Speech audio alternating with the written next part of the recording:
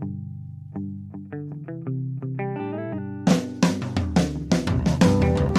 only real God is the one that you believe in. Start looking for the God in others. And if you find you're tuning into a wave, well then I don't know much about being saved. Hello, everybody. Hello, friends. Welcome to another episode of Spiritual Philosophy Chatter with the Joneses. I'm Danny Jones. And I am Samantha Jones. And we are here again Yes, we are. to Philosophy Chat. Yay. And this is episode 48. Yes. What is the topic? This is the conscious mind of pets, or animals, sorry. Nice. So Yes. it's kind of like a follow-up to what we did last week a little bit. Yes, Touching exactly. It's like last week we talked about the human side of things, and this week we're going to talk about animals. And we talked about subconscious, but for us, I think talking about the conscious side of things would make more sense with animals. So, Cool. yes. Awesome. I'm excited. Yes, me too. Because I know this is a good specialty of yours. Oh, yes. Before we do that, you got anything from last week? I do. I have an email that we received last night, actually. Cool. This is from Megan. Megan said, "Hi, Samantha and Danny. I have to say that this last episode about the subconscious mind is my favorite episode so far, and I have listened to them all. I related to you, Samantha, on almost everything you said. I'm 27 years old, and I feel like I have wasted my time worrying about things I have no control over. I take everything personally and am beyond sensitive. I had a pretty good childhood, but I make very poor relationship choices. I'm way too focused on my personal appearance, and that gets in the way of my ability to relax when I am with a man. I did a lot of thinking after listening to this episode, and I see where I need to fix things now. It was like a slap across the face, and I can't thank you guys enough. Your podcast is such a blessing to me." Wow. Thank you, Megan. Yes, thank That's you. nice. That's, it's hard for me sometimes to like share my personal stories. Right. But I realize that kind of comes with the territory, because if we were to sit here and just talk about what we read and not have personal experience about the things we're talking about, how would that be relatable to people? Sure. And then how do you fix things if you can't really relate on it because, you don't have somebody to relate to? Well, communication is the key, first of all. Yes. I think to anything, as we can communicate on the other side and intuitively no problem, but when we come into this world, we have to learn how to communicate in physical bodies. Yes. And that's hard to do It sometimes is. when you have emotions. Yeah. So that's the key, first of all. Yeah. If you can do that, you're going to be a lot better off, because whether it's communicating your feelings or how you feel inside, Right. or any of that, even just that kind of thing where she's saying to herself and then to others, Right. hey, I need to change some things. That's not easy to do for any of us. It's not at all. It's not. Yep. But you can let certain things control your life, or you can choose not to. That's exactly right. So- Yep. And it's great that she's even noticed that with like the physical side of things, because, they don't teach us women that we're all different. It's like we're all taught to look a certain way, that all men want, the tall, skinny, blonde. And so that's what Yeah, most whatever. women, right. That's what most women want to achieve. But the thing is that you can't change things about yourself. This is who you are. You're unique. So stop trying to change yourself and just accept yourself for who you are, and you'll be much happier. Yeah. Yeah. It is. It's and like you said, what we're speaking from is just our own personal experience. Yeah. We have our own issues about our own Sure. perception of ourselves, Everybody does. Yep. But if we could learn to start sharing with one another instead of keeping some of these things maybe hidden from one another, Yeah. we could learn from one another. Well, and here's a question, is that people want to change the outside of themselves so much, but why don't they want to change the inside of themselves? Because really that's what's beautiful. Like the perception of whatever I might look like to somebody, that's their perception Right. of me, not, it Right. has nothing to do with what maybe I'm really like, or I think there might be this weird sort of like subliminal feeling or subconscious feeling that maybe you think that if you change your outward appearance, your inward appearance is going to change because, oh my God, now I weigh 90 pounds and I can fit in a 2-piece bikini and I feel wonderful about myself. But wait a minute, the 15 years prior of maybe things you went through don't vanish just because you lost 100 pounds. That's exactly right. So we still have personal things that, like I'm saying, if we could learn to talk to each other about those openly without ridicule and people trying to embarrass people, but just souls talking to souls. Exactly. Of like, how do I get through this life? Right. With this feeling. Because we all, I can't say everybody has the same feelings because we don't, but we really do relate. There's a lot of things that, like, as I've gotten older, I've realized that there's so many things that I do that I thought were unique to me that aren't. Right. You know, even like the weird little idiosyncrasies that we think are just ours. Yeah. But you don't know these things unless you communicate with somebody else and say, hey, this is, you know, how I feel. And then somebody else to go, whoa, really? Yeah, you may have had like a similar lesson that you learned, but a different experience or journey to get to that lesson. Exactly. Or so like sharing that with each other, it's like, wow, I didn't think about it like from that way, or you know. So I don't know. That's why your experiences help others too. Yeah, you know, I agree. Yeah. So well, I appreciate that, Megan. Thanks for sharing. Yes, thank you, Megan. That was wonderful. Cool. So all right, well, episode 48 then, the conscious mind of animals. Yay, animals. Yeah. I always love these. So first, I want to give you a couple facts about things because this isn't just going to be about pets. This is going to be about all animals, wild animals, some domestic animals maybe we haven't talked about before. Cool. So when I was doing a little bit of research on things, one of the interesting facts that I found is that there is 1,305,250 species of animals. Whoa. Yeah. Jeez, besides us. Right? It's wild. Isn't that crazy? Yeah, I thought that was a big number. 62,000 of those have backbones. So that's... You know. So that encompasses every living animal, not like a tree, bush. We're just talking anything that breathes. Exactly. Okay. Anything that has a conscious. Yeah. Okay, got it.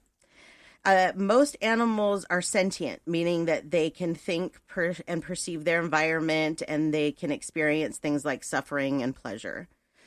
They're also conscious beings so that they're aware of the environment of what's going on around them. Mm-hmm. So they have a lot of the same senses that we have. It's just that they process things differently. Mm-hmm. So today we're going to answer questions that we received on the page and through email that relate to these types of things, relate to how animals think. Cool. All these questions are kind of based on that. Right on. So the first question was, do animals understand everything that we say? And they don't. They honestly don't understand a majority of what we say. Right. So let me compare it for you as a child to an animal, okay? So like let's say you have a 2-year-old child and a 2-year-old dog, okay? They're probably a little bit on the same mentality. Yeah. As kids and dogs grow up, they start to learn more words. You talk to them and they pick up words. So you tell your dog over and over, sit, sit. They finally learn what that means. It's the same thing with children. The difference is that they can't speak back to us. So they do pick up on a lot of our stuff. They just can't talk back to us. Right. They understand things that others don't understand in the way that they do pick up on us telepathically. Not all the time, though. I don't really know how to explain this, but it's like opening a door. It's like sometimes you open that telepathic door that your animals can hear what you're talking about in your mind. That makes sense. It's not always open. Mm-hmm. When you're upset, when your tone is like really bad, it's not open. Got it. That makes sense. Yeah. And so that's one of the worst things that you can do. Like if you have a dog that's maybe gotten into the trash or something and you're going off about it, they don't really know what you're going off about because they don't know that that's wrong. They've never been taught that. You know, eventually they might associate one with the other, but they don't think like that. Right. I'm sure like after they've done it a couple times and somebody's screaming at them, they probably go, ooh. Yeah. Okay, I get it. Ultimately, no. All the words, they don't get it. They don't. They don't. If we sit there, because I'll do it, sometimes one of our dogs will do something and I'll start talking just, English to them. Like they know what I'm talking about. Like Right. you don't even know what I'm talking about. But I think there are, like you said, certain words that they get used to. Like, we try not to say it when they're around. COOKIE, because they're around. Exactly. Because if you say it, they jump up and, Yes. then we got to hit pause and it's just a whole thing. Yeah. It just, yeah. So they do on certain things understand, but not everything, and actually not most of it. Right. Really, honestly. Yeah. Let's see. Do birds just mimic, or do they actually understand? This, again, is not an all or nothing type of situation. There are some birds that just mimic and have no idea what they're rambling about. But there are birds that do actually know what they're saying. I have one that I groom that every time that I go to groom her, when I go to put her in the towel, she says, "It's okay." So she's asking me, it's okay. It's going to be okay. That's awesome. Right? Birds are very highly intelligent creatures, and they can learn a lot, not just the words, but what the association is. Yeah. I know, like African greys have 400 or 500 word Oh, I'm sure it's more than that. And I think they do comprehend quite a bit. Mm-hmm. Yeah, birds are amazing. And I mean, you really can build a strong bond in a relationship with the bird and communicate with them, because they do. They can ask for what they want. Right. Yeah, my Uncle Bob had that Amazon that was... with the potty mouth. Oh, yeah. Well, he was a sailor. He was in the Navy, but yeah, he had a sailor's mouth. And I think one time I walked up and said, "Hi, Pearl," and she told me to F off. Aren't they great? Oh, I just awesome. Love them. I love them. I had talked last week about the African gray that I helped find a home for. But the last visit that I had with this bird, the second to last visit, I went over to the cage and I was, kind of talking to him, explaining to him that he was going to be going to his new home, right? And he says, "It's okay." Just like that. "It's fine. It's okay." Right. And so he knows what I'm talking about. And he says that in his dad's voice. Right. So then as I'm getting ready to leave and I'm in my head telling him, "I'm going to see you," because I helped to move him to his new home. So I'm going to see you in a couple of days, but I'm leaving now. And I didn't even have to say that out loud. And he said, "Okay, bye." And he said it in the wife's voice, the one that had passed away. Wow. So that was yeah, especially because I was just talking to the bird about what was going to happen and how his mommy set this up for him, because I really feel like she set that up from the other side to help me to help them. Yeah. Yeah. So they do. They understand more than we know. That was her bird, I take it. That was her bird, yeah. Yeah. So cool. Now he's got a new home. Okay, so let's see. On to the next question. Do animals feel our pain and understand what is happening at the time we're going through something? They don't understand, but they feel it. Yeah. If we're sad, they feel that from us. If we're angry, they feel that from us. They're very empathetic creatures. Really, they're the most empathetic creatures. Yeah, I mean, animals, I think way that more they're empathetic smart than enough animals to... than people. I think they're smart enough to figure out, let's say, for an example, there's a household and a family member passes away suddenly. Yeah. And everyone's mourning in the home, and they realize this person isn't coming back. Right. I think they can figure that out. Right. That, okay, that's what the sadness. Right. And they're intuitively connected anyways. Yes. So they might very well be connected with that person that passed already. Absolutely. And understand what's happening there. But Yep. do they understand all that pain? Like every little thing that you come home, you got your feelings hurt at work and you're crying. They don't know. Yeah, they don't understand what you're crying about. They just know that the person that they love is crying and they want to console. Yeah. Yeah. I did a reading for a lady the other day who had some damage in her home. I'm not really sure what, but so the insurance company had to move them out while the repairs are done. And so their dog had to go with them. And in the reading, she asked for me to connect to the dog and let her know that everything was going to be fine, that they were going to move back into the house, and that when she left to take the kids to school, for the dog not to destroy anything and not to get into trouble, because the anxiety level was really bad. Mm-hmm. So when I tuned into this dog, what I was getting really is that the dog isn't upset with the move. The dog will go wherever you want. what the dog's upset about is the way that the human is acting. That the dog's human is anxious. They can feel that anxiety. And every time that she leaves the house, she's afraid that the dog's gonna like have horrible anxiety. Well, she's giving that feeling off and starting to create that anxiety. Does that make sense? Yeah. So really, they feel us so much. They just don't understand what it is. And that's kind of where my job comes in, is that I'm able to explain to them what it is. Here's what's going on. Right. Here's why, like for this dog, you're living in a new place. Here's why your owner's anxious, and why she's, doing the things that she's doing, and get everybody to relax. Right. And that really helps. Yeah, it does. I do it with our own animals. It's important. Yeah.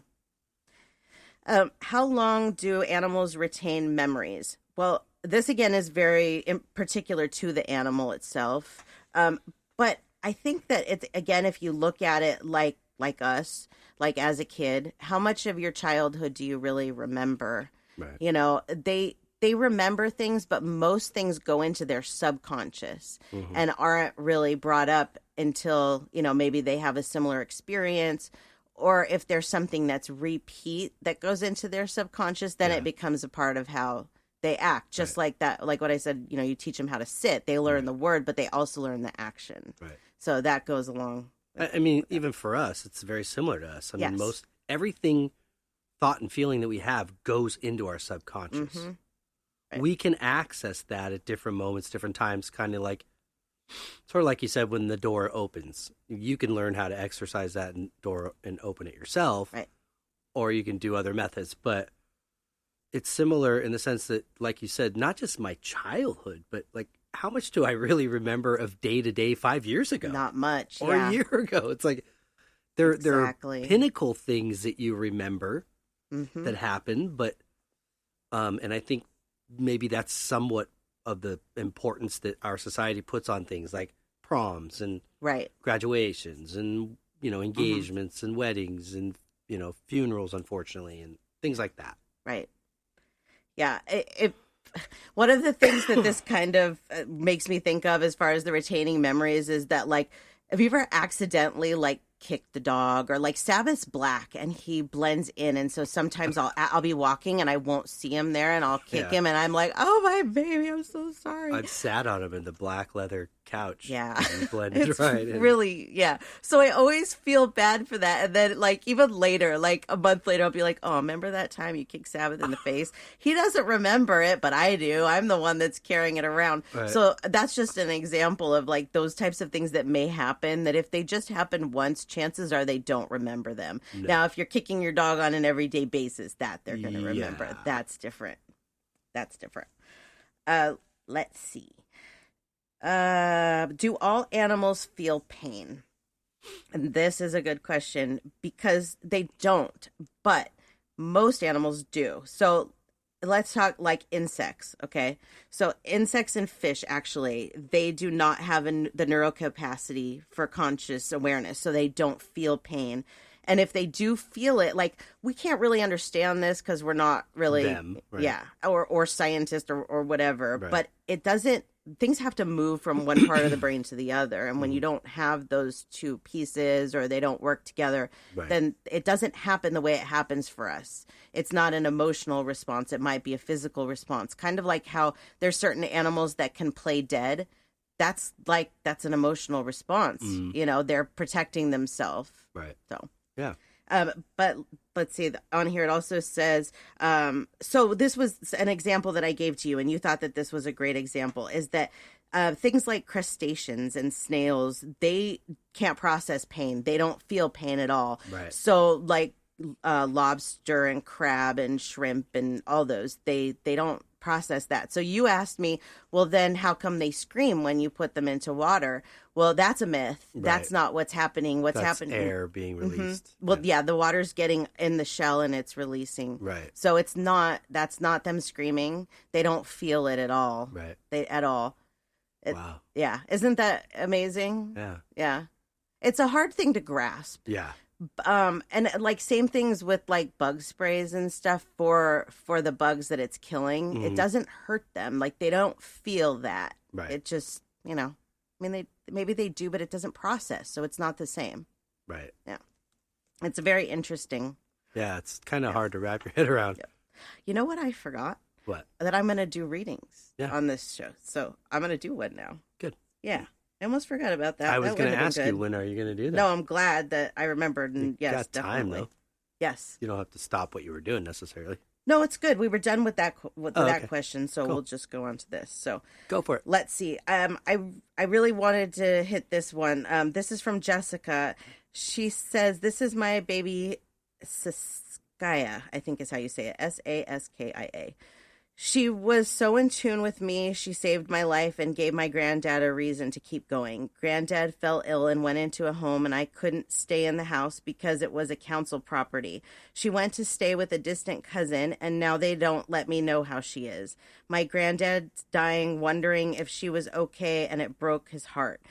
Is she angry with us? Does she miss us? Does she understand what happened? Please tell her I love her so much. I cry myself to sleep sometimes because I miss her so much."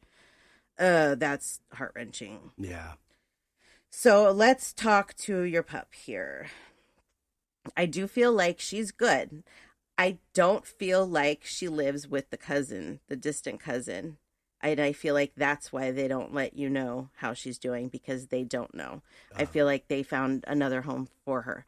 But this was better. This was a better situation. I feel like she's very happy there. It's a family. At least one kid.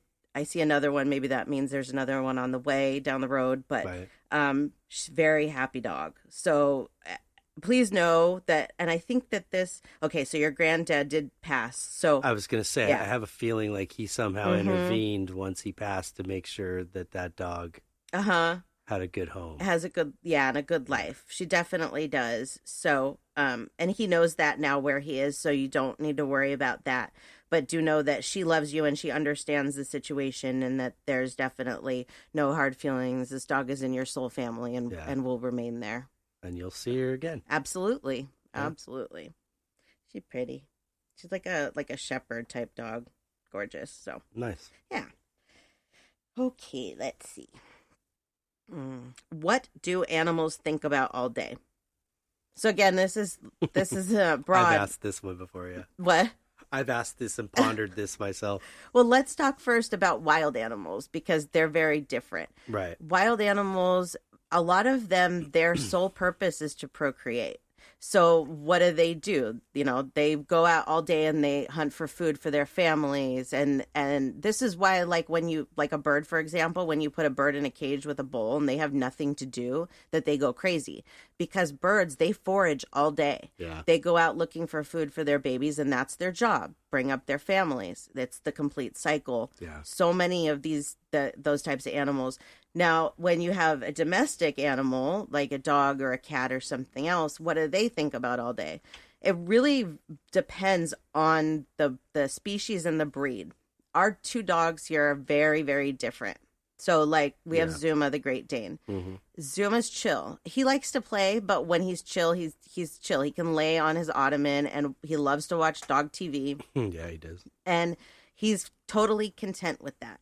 Sabbath, on the other hand, our black lab, is a working dog, but he doesn't want to work, but he does. He doesn't want to do dog things. He doesn't know what he wants. Dog. Yeah, he doesn't know what he wants, but he knows that he doesn't want to sit around and be ignored. Zuma's just fine, go on with your day. Right. So it's what those two think about all day is very different. Sabbath, I think, is thinking, how do I, engage play so that, I have something to do, or what do I do with myself next? Right. He likes to lay by the door.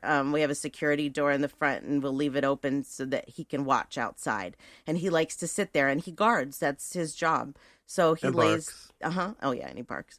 So he'll have a little nap, and then somebody will walk by and he'll do his job. Yeah. And that's what he's thinking about, The other night when I got these questions and I was putting this together, we were sitting with the dogs, and I tuned into Zuma to see what he was thinking. And I asked him, "What are you thinking about?" And he said, "Going outside." And I was like, "Please don't." And he did. Yeah, he did. He had been sitting there for the longest time. I was like, that's weird that he said that, because he's been here. He looks content. And then he looked at us and he was like, bye. I walked outside and started barking. And Yeah. I was like, okay. It's like he goes out to see if anybody's awake and wants to talk. Yeah, they like to talk to the neighbor dogs. Yeah. But, it was so funny how it was like he wasn't thinking that for a long term. That was just his thought then, so I think they don't think like ahead like we do. They're just thinking about what's happening right now. They're not thinking about, Right. an hour down the line, now you need to do this, Right. Which actually brings up another good question, and that's, can animals tell time? Because they don't tell time like we do. Like, they don't know how long we're gone for example. Like, they know their routine. So Zuma, our Great Dane, he usually sleeps from like noonish till like 4:30, and then he's rip raring to go. Yeah. So he knows that that's his time to sleep. He goes by how he feels, what the sun's doing, which is why they're thrown off a lot of times by, daylight savings time. Yeah. Because they go by what they know. It's a routine. Or the weather, too. Yeah, definitely. Which we finally have rain today. We did have rain today, yeah, and Yay. it makes them tired too. Yeah. But yeah, they if you're gone for like, let's say you go to work all day, right, and they're used to that, then it's not like they're sitting there counting down the hours. Now, if you normally home at a certain time, like, and they feel like it's dinner time, because they can sense these things. Mm-hmm. Then they might start to get anxious if you're not home. And that may be why, if you get home and your dog's anxious, maybe it's because you're off, you're a little late and they didn't know where you were. Right. Last night we went out at an awkward time for Marina's birthday, and we were gone a little bit longer than normal. And when we came home, Zuma was ready to go because we weren't here for his normal playtime. Yeah. He was like, what happened? Huh. Yep. He's so cute. Let's see. What's the next question? Oh, I like this question. Why do pets run away? Pets don't run away. No. They don't run away. Okay, so let's say that your gardener leaves the gate open and your dog's like, whoa, what's going on out there? I've never seen this before. Mm-hmm. And they just start running and sniffing, and then all of a sudden they don't know how to get home. Right. It's just a whole new world. They're not going, ooh, I hate where I'm at. Right. I would even imagine probably the most abused dog wouldn't even really run away because that's home. That's what they know. That's right. Actually, next door is a good example because we think we've talked about these dogs. There's two beautiful Husky Shepherd mixes next door. Mm-hmm. And occasionally they will get out and run around. Well, the girl actually doesn't leave. She stays there. Yeah. He leaves. And so the other day, like, I saw him running down the street, and you have no idea how many times I've gone and brought this dog home or done something to get him home, right? Yeah. But the other day I was like, good for you, Shadow. Good for you. Go. Get out there and explore. Get out of that horrible home. What does he do? He goes back there. Yeah. He lives outside and has fed old Roy. Yeah.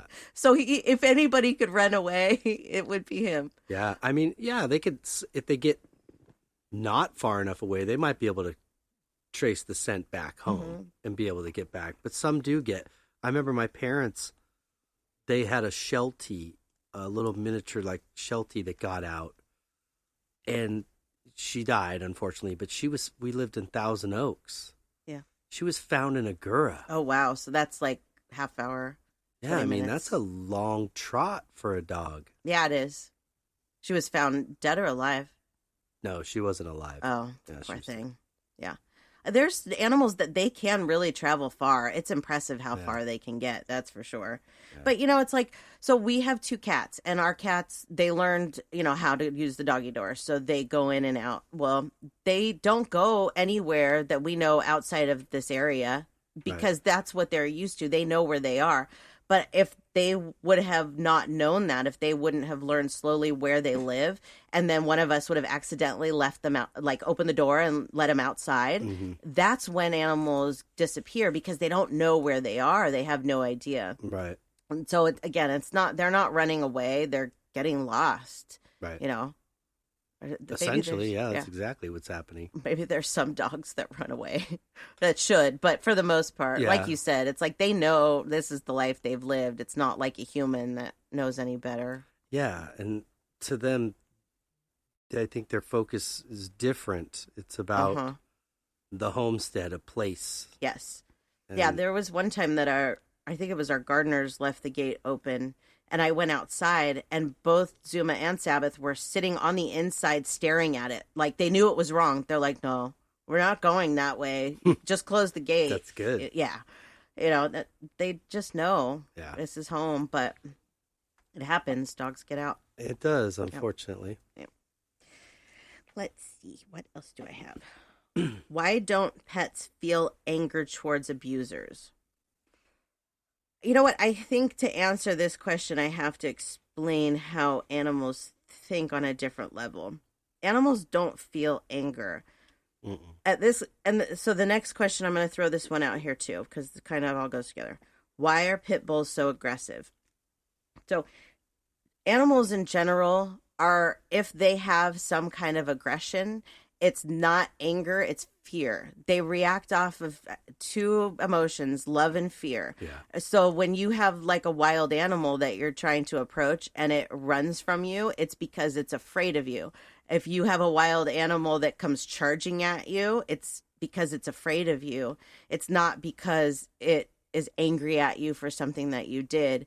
So animals that are abused have different responses, and I think it's very much like people. Yeah. Some animals that are abused, they cower and they're submissive. Yeah. And then there are others that will attack because they're defending themselves. It just very much depends on the dog itself. They're not that far off from, other than their brain size and their mental capacity, like the reasoning and the logic. They have a lot of the same emotion, and we do the same thing. We hide our fear with anger, or our pain with anger, so it's a defense mechanism. It's exactly and it's what a it natural part of this world. Yep. So is it being bred into these animals to be fighters, and that's possible? Yes, with the pit bulls. So here's something that many people don't understand. First of all, pit bulls are one of the most common breeds of animals in the world. So when you look at statistics for pit bull bites compared to maybe something like a Great Dane that's not really common, those numbers are going to be much, much higher for the pit bulls, which is why we hear about them more, because there's so many of them. Now look at another breed, Chihuahuas. I am way more terrified of Chihuahuas than I am of pit bulls. Can you imagine if Chihuahuas were the size of pit bulls? No, that'd be bad. That would be bad. I take care of a lot of what's considered to be in the pit bull family. And I have run across a couple of situations that have made me uncomfortable. And I will walk out of those. But for the most part, they're not aggressive by nature. It's something that can be bred into them if they came from, a bad breeder or something like that. Right. But for the most part, they're not bad dogs. No. And really, Chihuahuas aren't either. They're just misunderstood because they're so small and they don't really, but for, they're not going to hurt you. Well, I say that now. Chihuahuas are, I don't know. Any dog can be trained to do what you want it to do. Absolutely. To be sweet or to, be aggressive or whatever. If you train a dog to be your guard dog, it's going to be your guard dog and maybe be aggressive. Yeah. It's just what you do with it. So, I with the pit bull situation, I go back and forth on it. I'm like, I don't want one, and I don't, I don't know. I trust them, but I don't. Does that make sense? It's like I feel like you have to, with that breed, just go with each individual dog. And there's other breeds that are like that too, like Chows and Akitas. Oh, yeah. They definitely have that for whatever reason. They're Asian dogs. I'm not sure if it was the breeding over there or what, but they do have some of that. I have noticed that they do tend to fear react much more than other breeds. Yeah. Which is really, like I said, that's what it is a fear reaction. Yeah. Yeah. So that was a couple of good questions I liked. Let's do another reading, shall we? Do it. Yeah. Let's see who else we got here that we can help. Let's see. This is from Lisa. She says, "This is Thomasina. He was rescued from the streets till July 2019 and came to live with me in September. Is there anything he would like me to know to make him happier? Please let him know that I love him and he will always be safe with me. Thank you. So let's talk to this kitty. Mm-hmm. Thomasina. So I don't feel like Thomasina came from a bad situation. I feel like he was on the streets for a little while, maybe a couple of months, but I feel like before that he actually had a family that loved him very much and still to this day doesn't know what happened to him. That's sad. I have a lot of people that I do readings for that have animals that have gone missing, and they are found, like you said, with that dog, 100 miles away or whatever, and they don't know how to find the owner, and then this is what happens. But at least it's like a happy ending. Yes, exactly. So Thomasina, I feel, is very happy with you. I don't feel like he dwells much at all on the time that he was out on the street. It was only, like I said, a few months, I feel. And so he didn't really take a lot of that with him. Like when I tried to tune into him about it, he's like, it's okay. Wasn't that bad. Wow. Yeah. Animals they're like that. I don't know, they look at things differently than us, obviously, but he's very content. He's happy. I do feel like that was a strenuous time on his body. And so it aged him physically. So now he's much more relaxed than he was before. And he really just kind of likes to sit around. As far as things that you can do to make him happier, he likes to be brushed, is what he's showing me. He's showing me a brush down his back. Oh. So I think he likes to be brushed more. He's also showing me licking his fur and getting hairballs. So that's probably why he would like to be brushed more. He probably has a problem with hairballs. So maybe probably a longer-haired cat. He is, yeah. He's a long-haired orange kitty. Yeah, let's see what else he wants to show me. He's showing me that he likes to chase mice and other creatures, but I have to explain to him that he really can't be going outside and getting lost again. So maybe that's how he got out. Yeah, probably. So maybe what I would say, I feel like he already does this, like sits in the windows and stuff, but maybe give him some extra windows to look out or something, because he does like to watch those things. But I explained to him that it's really not safe for him. Yeah. Don't want him to get lost again and have to go through that all over again. Right. So that's Thomasina, and I hope that answers your questions for him. Cool. Very happy kitty. Yeah, he looks like it. Yeah, he's cute. Okay, let's do a couple more questions. And then I'd still like to do a couple more readings if I can. Yeah. I think we can. You got about 20 minutes. Great. Okay. This was a good one. I like this question. What is their vision really like? Because a lot of people say that dogs can't see like TV and stuff, but we can guarantee you that they watch TV. Yeah, like he they does can. for sure. Mm-hmm. Our Great Dane, he loves to watch animals on TV. He knows what he's looking at when it comes to the animals. Mm-hmm. Their colors are a little bit different though. Like for cats, it's like being colorblind, kind of. Like everything's just different. Like obviously the cat doesn't know green from red or yellow from blue, but to associate like what a human would feel like, that's what it's like. That a little bit colorblind. With dogs, it's more like the reds and the purples and stuff, which I find interesting because on dog TV they do a lot of reds and purples. Yeah, at first I think I might have asked you that. I'm like, are they trying to sort of reenact what a dog sees, or are they just trying to make it interesting for the dog to look at? Right. Yeah, I don't really get the concept. Maybe, you would think that they would know. There's a lot of different filters and things that they use. It's not always the same, but... No, they do a lot of really interesting things on this. Zuma watches the most TV in the house. Like, seriously, it's on all day for him. He loves it.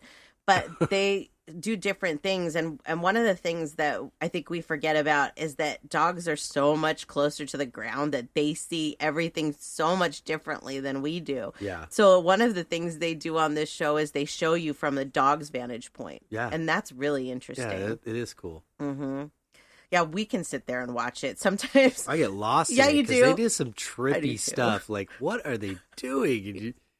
Yeah. And it's entertaining, though. And It's we don't very even listen with entertaining. the sound on. It's just visually. Yeah, because the sound kind of It's like irritating. it is very irritating. Yeah, It doesn't go with the pictures of what they're showing. No, But it's an interesting concept. it really is.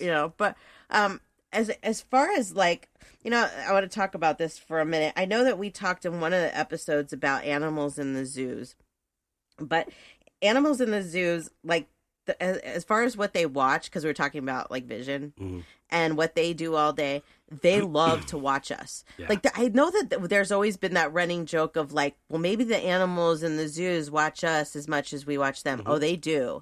They love it because just like we get to see all the different animals in the zoos, they get to see the different people in the zoos. Yeah. So it really is like, I know people, they don't like zoos now, especially nowadays. It's like, they put them in there with the circus and stuff, but I don't like that. Like, I know that there's some zoos that are bad, but for the most part, like a lot of these places are really good conservation areas for these animals, and they do a lot for them. But I mean, outside of that, what we're talking about is their conscious mind, what they're thinking. And I think you're correct that if you catch them when, a lot of them nap and stuff, at different times you may not see them, but if you see them awake, they're very much checking you out. I think usually the monkeys and the gorillas are probably ironically, because they're most like us, they're fascinating to watch and stare at. Oh yeah. I've talked about this in a previous episode, but I went to sloth yoga last year where they put a sloth on a tree in front of us while we did yoga. But what was cool about it was that it was at this wildlife sanctuary.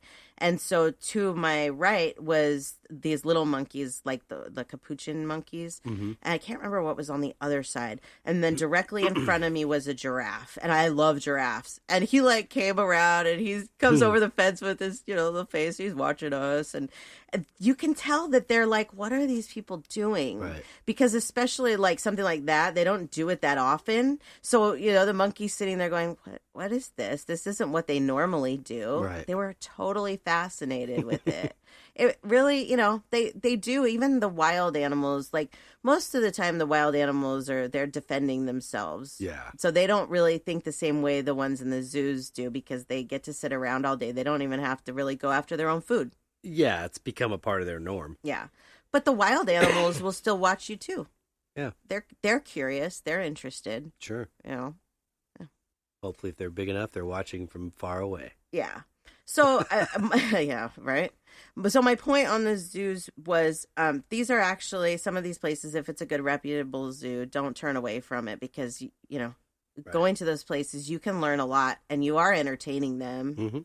As weird as that may seem, you are. Santa Barbara Zoo, I love it. And, it's you have to think, too, that these people that are workers in the zoo, they go through a lot of training. We have a program here at the community college called EDM, Exotic Animal Training and Management. And that's a hard course. I've known a couple people have gone through it. Yeah, I do too. I know a couple going through it right now, and it's a lot of work. So what I'm saying is these people work really hard to get to where they are to work with the animals in the zoos because they love them. Is there a bad person occasionally in a bunch? Well, yeah, of course. Yeah. And of course there's always politics, but people like myself that love animals, we work with animals so that we can make their lives better. It's not a real, like, you don't make a lot of money doing it. Yeah. It's not like being a zookeeper, no. You're going to get rich doing it. You do it because you love the animals. And I think you might have said this, but a lot of the animals are like injured, can't be released in the wild. So yeah, you're kind of doing them a favor. You're keeping them around, Yeah. Or sometimes they might be trying to save a species. They're breeding to save a species. True. That we're getting more and more animals that are becoming extinct. Right. So we have no choice but to do it that way or let them go extinct, which sucks because man's making them go extinct. Yeah. So we should be keeping them around. That's true. Yeah. So it's just one of those common sense things. If it's, a horrible zoo with, or it's like a orca in a small little tank, well, yeah, I probably wouldn't support that. Right. But, the other ones.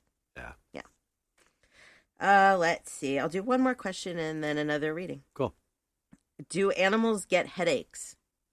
That was an interesting question. Wow.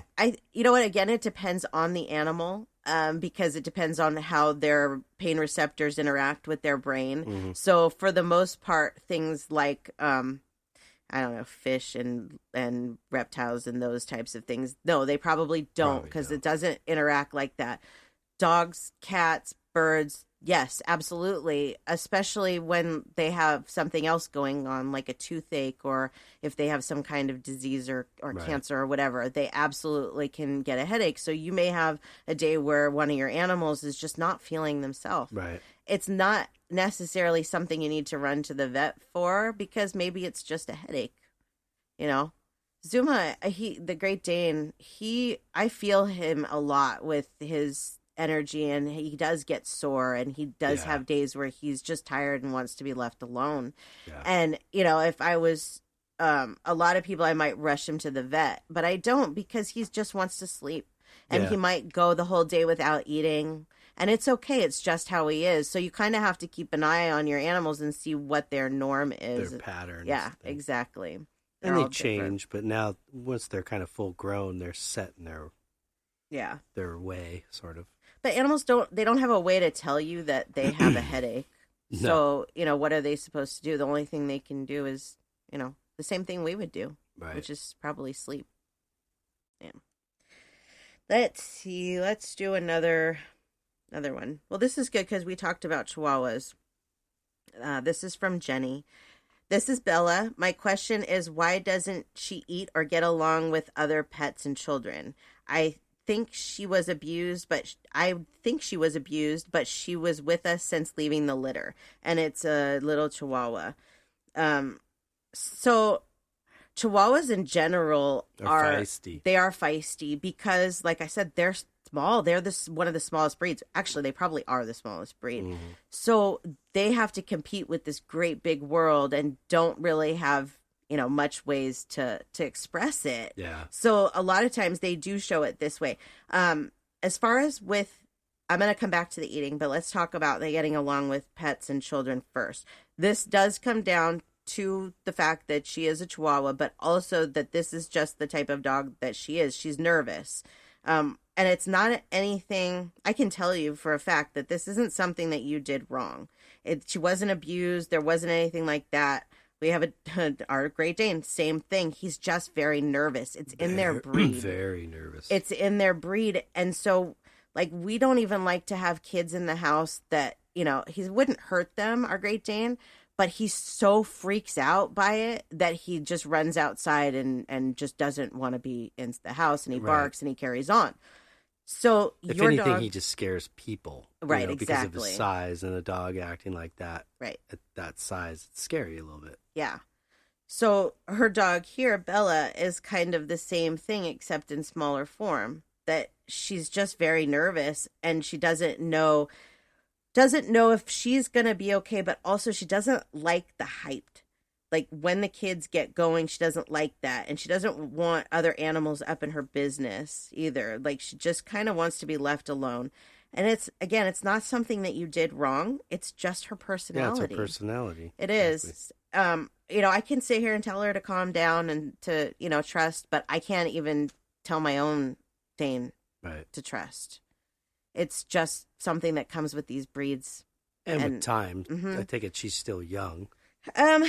I don't, I don't know that this is going to grow out. I think that it will subside a little bit, that she will just accept it more and won't react to it as much, but I think that she'll always be a little bit nervous. Yeah. As far as the food goes, I feel like there's a few things that are going on here. I feel like, first of all, the food is not the right texture for her. And what she's showing me is crunching on hard food. So I'm going to assume that it's hard for her to crunch on it. That either her teeth hurt, because she's showing me this like it takes her a long time to eat this. And it's a lot of work for her. Good. Also, I feel like the food that she's eating to her doesn't have a lot of great flavor to it. So I'm not sure what it is you're feeding. These dogs in general do tend to be more picky about their food.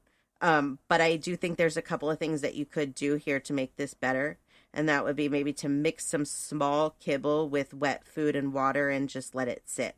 Also, a higher quality food or something that smells strong, Our Great Dane loves salmon. It's Yeah. horrible. It Ugh. smells so bad. We call it stinky salmon.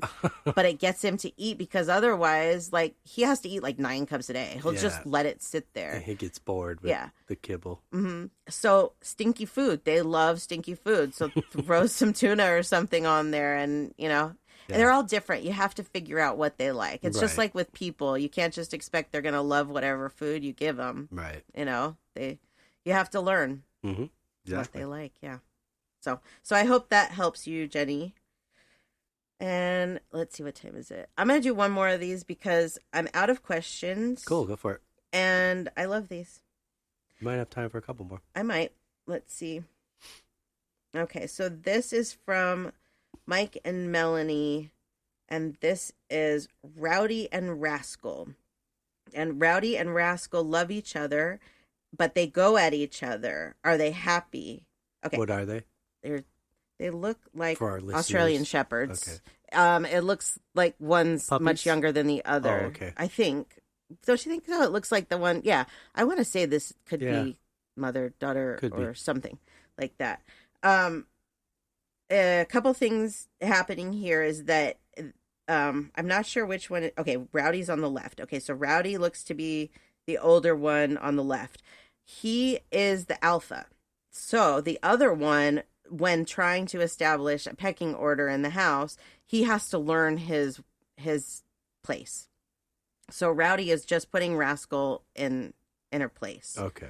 It is a dominance thing, but it's not an aggression thing. This happens a lot. This happens. They take it for that because of the size difference, I think, probably. Yes. Maybe. Well, and any animal that comes into a new home, they do have to establish this pecking order because dogs are pack animals and there is always a pack leader. So usually the pack leader is the human or the humans. Like, we're really the pack leaders, right? But there's still an alpha between these two. Yeah. When Zuma came into the house, we had Sequoia, and she was the alpha. Mm-hmm. And then after she passed, Zuma and Sabbath had to establish who was the alpha. Yeah. And unfortunately, I think Sabbath lost. I think Zuma is the alpha in this house. And that makes Sabbath upset. Yeah. Because these two go at each other too, and they're not the best of friends. No. But your dogs here, they get along very well. I don't see anything here. I just think that this is normal, putting the other one in their place, teaching the pecking order, but nothing aggression, nothing, we don't like each other. No. They love each other. They're very happy together. That's good. Yeah.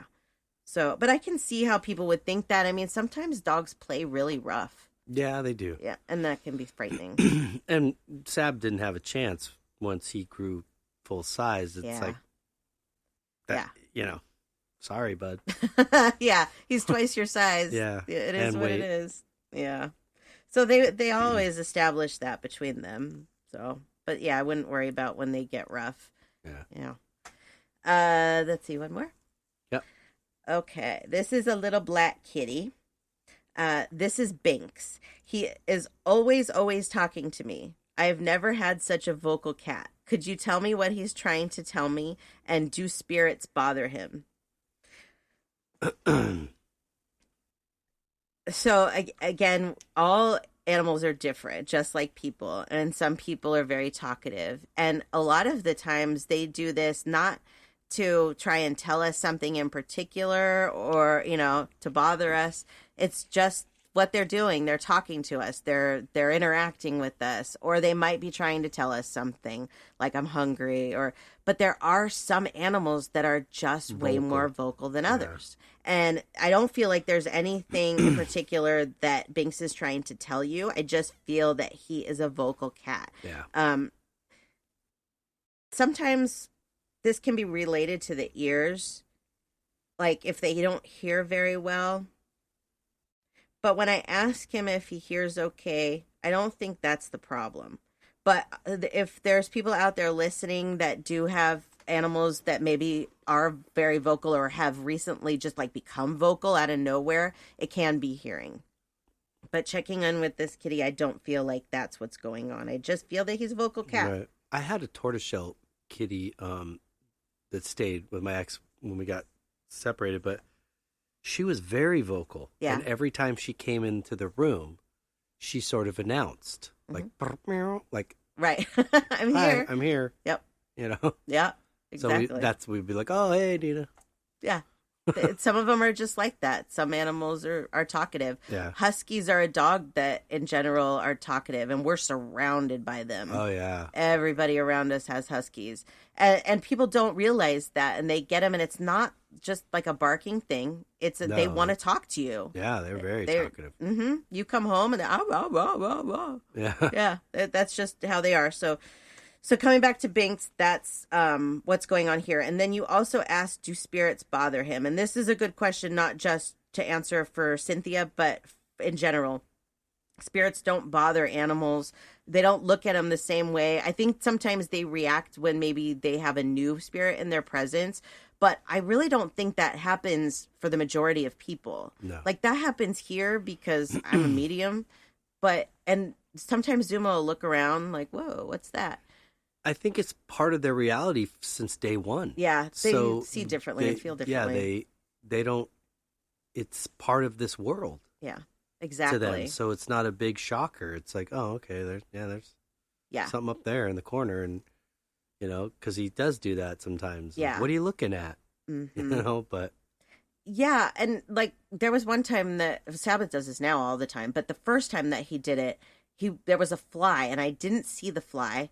But what happened is it went into the air conditioning vent, the intake, and he was standing outside of that and like freaking out, totally freaking out. What's in there, So some people might take that as like there's something bad in there, but it was just a fly. Yeah. And he does that now every time he sees a fly. But some people may not relate those two things together. Mm-hmm. There was a lady that posted in my group the other day for a reading. Maybe you remember, it was some painter that she brought this painting home and put it on the table, and the cat started rolling around on the painting. And so she was wondering if her cat was picking up the energy of this deceased painter. And that wasn't it at all. No. The cat's actually, this was the normal cat behavior of, this is mine. Yeah. This is my painting now. Right. Let me make it my smell. Exactly. So I think sometimes we look a little bit too deep into these things. Yeah. Animals don't look at it the same way that we do. So they're not really frightened by it. Right. It's not something that, and there's like, as far as evil spirits go, there's no such thing. So there's not evil spirits that they're trying to ward off or warn us about. Because I do hear that one quite a bit. Yeah, I mean, like with that story of the cat with the picture, the only thing I could think of, if there was any sort of, intuitive communication with the cat and the person in the picture, the only thing the person in the picture would say would be, "That's me." Right. And then the cat might go, "Oh, cool. Right. Okay, well, I'm going to lay all over it now." This is going to be mine. Now. Yeah, exactly. But there's no connection between that person No. and the cat for there to be any kind of dialogue. No. He might just say, "That's me." Okay. Yeah. It's kind of like saying that Beatles poster that I'm looking at has John Lennon sitting there, looking at me because I'm looking at it. I mean, Right. That's probably not what's happening. I'm Right. just like it. That's it. Yeah. So yeah, I know some people, they want to think that maybe these things are that exciting because the movies portray them to be like Yeah. that, but it's really not. Spirits are like really subtle and, Yeah. the way that And they don't fear them. Mm-mm. They don't possess No. them. They don't do any of that. Not at all. Nothing like that. There were a couple of questions that came in that were about when animals pass as far as reincarnation goes. Mm-hmm. And we did do an episode recently about, it was called The Rainbow Bridge. Mm-hmm. I can't remember the number, but the Rainbow Bridge talks only about animals crossing over and a reincarnation. And so that would be a good episode to refer back to. Yeah. This one, for me, I wanted to focus on live animals and talk about what they think and how they feel so that, they can live better lives. Maybe if people can understand what's actually going on inside their animals' brains, Right. They can change a little bit of how they react and Yeah. treat their animals or whatever. Totally. Yeah. So that's it for this episode. Good job. Thank you. Very good. That was cool. I love to do these readings. I could just sit here and do it. I could listen to you, and I feel like I'm not participating, but I like listening to him. And I feel bad because I sit here and I'm like, I hope he's not bored because he's not participating. No, I like it. Good. Yeah. Cool. Well, good job. Thank you. And thanks for everybody, whoever participated. Yes. All of our emails and friends. Yes. And definitely with these readings that I did, please give me your feedback so that I can talk about them on the next episode. And I'm going to keep this post that I did. I did this post in my group. Facebook is no longer, like we used to do polls for. Yeah, they won't let you do They it. don't have polls anymore. So I Dumb. can't do those. And I know a lot of people, like I've even experienced this with one of our listeners. They don't want to post on our page because it's public and people that don't believe see that. And I Right. actually had one girl that I did a reading for right there on our podcast page, and her dad saw it and came in and ripped me apart. And, you know, it was like, I'm at the point where I'm like, I don't care. It doesn't matter to me what he said. You know, he said something about, you think you could talk to corpses or whatever. But I felt worse for her that she had to be embarrassed and, you know, those Right. things, and had to come to me. And she was the one that told me it happened. So that's why now I've kind of put them up in the reading group, where I'm asking for these questions in the reading group. Got it. Because I feel like that's private. And one day I will start a group just for our listeners. I just feel like I want to get our listener fan base a little Or maybe bit more Facebook will established. wake up and bring the polls back. Well, What's it's not the deal? just that. Yeah, the polls were an easy way because they didn't really alert other people. Like, you Oh. couldn't see what other people were voting, and so people felt anonymous. comfortable. Yeah. Exactly. But having to, comment there, it makes people vulnerable that don't want to be vulnerable because I not understand. everybody's understanding. It's Yeah. sad. It's a sad world we live in. It is sometimes. Yeah. Well, But anyways, so that's up in the group, and I'm going to refer back to that and continue to take those readings Cool. so that hopefully I can get all of those on that post done. good. Yeah. Very good. So that's Awesome. Well, do you want to share your pages or information Yeah. before we say goodbye that. to Yes, everyone? let's do that. Cool. You can find everything you need to know on my website, SamanthaJonesPsychicMedium.com. The group that I'm talking about on Facebook, it is called Free Pet Psychic Medium Astrology and Tarot Readings. There we go. So, and you It's a can long see, because you got to stand apart from the others. So, you can see that I'm an admin there, and I think our banner says something along the lines of, "We're not humans living a spiritual experience; we're spirits living a human experience." Love that. So that's my group. Cool. If you see that on Facebook, Yeah. So. Cool. Yeah. Beautiful. And for you, me, sir. oh, thank you. Mm-hmm. You can check my art out at djonesartcollection.com or at djonesartcollection for Facebook and Instagram. And the band gypsybrown.com, and also on Instagram Gypsy Brown Music at Gypsy Brown Music, and then Facebook Gypsy Brown at Gypsy Brown Band. Show coming up April 10th, and you'll be hearing me say it until it happens. So Yeah. April 10th, 10 p.m., North Hollywood, Universal Bar and Grill. And there's other people playing too. We play at 10, so I think there's probably 2 or 3 acts before us and maybe a couple after. So I had a little spirit tell me, be there or be square. So if anybody relates to that, that's for you. Because that's not something I say. So, yeah, all of a sudden I was like, where'd that come from? cool. So that's the message Yes, for well, somebody. thank you to whoever Yeah. shared that from the other side, because please tell your friends, bring a friend, Yep. share it on Facebook. Come down. It's going to be awesome. It's going to be a Yes. great time, and we're looking forward to it. I'm looking forward to it. too. So that's it for me. Yay. Well, thank you so much, everybody. Yes, thanks for listening. We hope you enjoyed this episode. Yeah, it was good. Thank you, babe. Great Yeah. job. Thank you. We hope you guys have a great week. Stay healthy out there. Yes, please. Crazy world right Yeah. now. Keep it clean. Yep. Stay healthy. Wash your hands. Don't touch Yeah. your face. Um, Yeah. And until next week. Peace and love.